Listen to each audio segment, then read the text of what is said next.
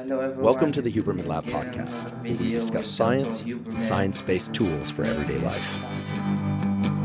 Neuroplasticity. I love to exercise. I know to some people this might seem foreign, but I love to exercise. I love to do resistance training. I love to run. I am not one of those people that doesn't like the experience of exercising, but likes the feeling afterwards, quote unquote. I hear that a lot. I don't like to exercise, but I love the way I feel afterwards. I love physical training and I love the way I feel afterwards, but I mostly love the feeling during. I don't know why I'm wired that way. I can't say that I'm somebody who likes to do hard things across the board. There are plenty of difficult things in life that I dread or that I'm sort of meh about. But for me, hard exercise, intense exercise of a particular kind, resistance training and running in particular, both give me a yum. Yes, I love this kind of feeling. And yes, it persists for me quite a long while afterwards, both for sake of the way that it changes my neurochemistry, but also my sense of satisfaction. But I just simply love it. Now, years ago, I discovered that if I drink a cup of black coffee or an Americano or a double espresso or some yerba mate, that my workouts can be quite a bit more intense. I can run further.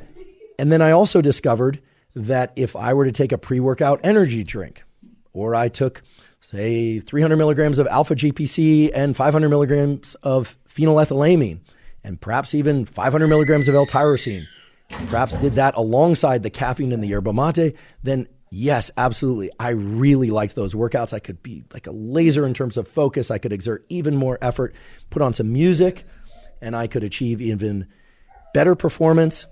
And then I also discovered that I could export that protocol of caffeine, yerba mate, and various supplements to my cognitive work. So when I was studying or writing papers or writing grants or in the laboratory, when I was doing experiments with my hands in those days, cutting brain tissue and staining it and working really long hours. And I discovered that all of those things, all of those behaviors compounded with my love of exercise and my love of doing science and gave me these big peaks in what to me felt like even important experiences. They felt, unlike anything else. They were just so peak in their nature, which was great.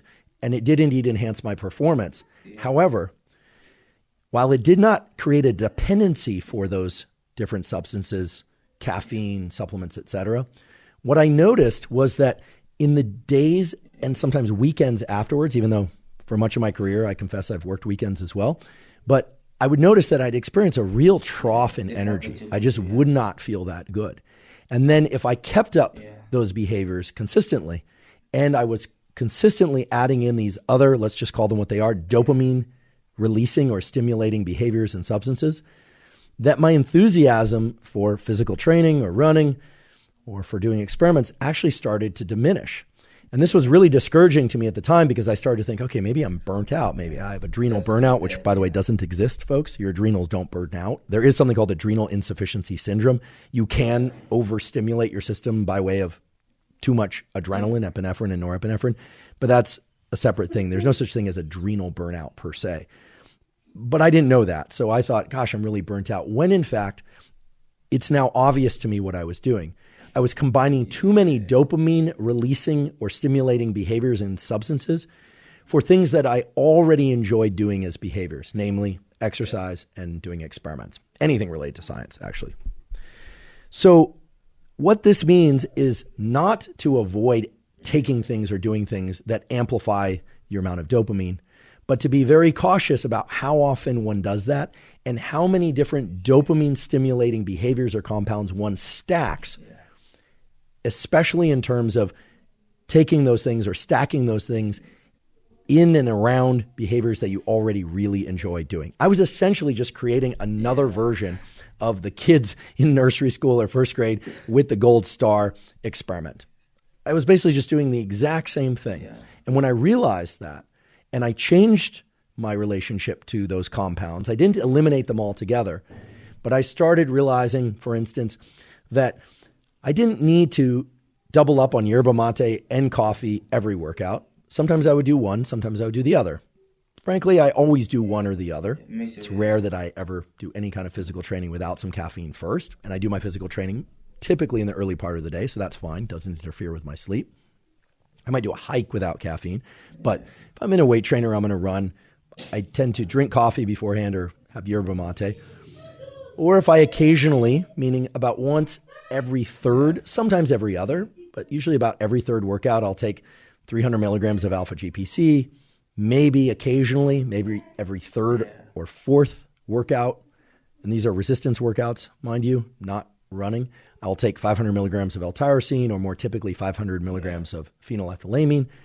And very, very rarely, maybe once every 2 or 3 months, I might stack all of those things together prior to a workout.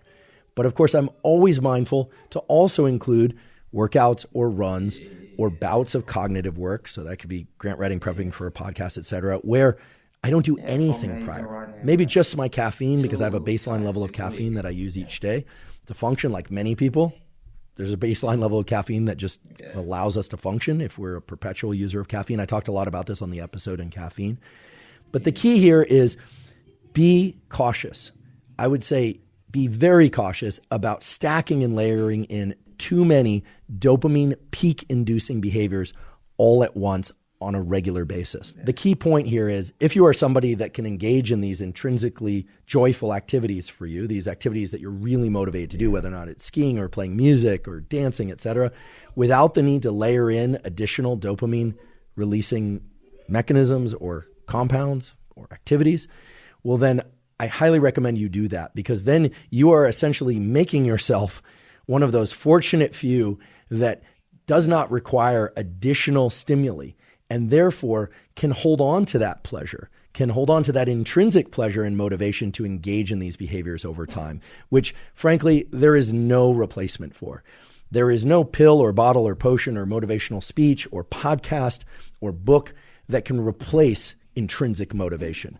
Intrinsic motivation is perhaps the holy grail of all human endeavors and behaviors, because it encompasses so much of what brought us to this point in our species evolution, and also what brings each and every one of us closer and closer to our goals.